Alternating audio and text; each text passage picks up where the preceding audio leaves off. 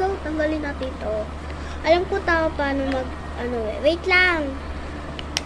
Wait lang. Yan, tinanggalan natin. Ito, tanggalin natin. Ito, nilagyan ko siya ng lagayan para hindi daw siya masira.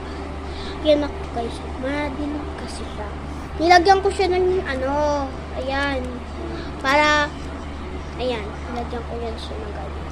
Para hindi siya masira agad. So, lagyan na natin yung sticker. Ano na pala na ito? So, ganyan siya. Pag ganyan. Makukuha kasi nila yung sticker. So, lagay na natin sa lagayan. One day, it's a mistake. Don't say the way of God. Hindi na siya makikita dito.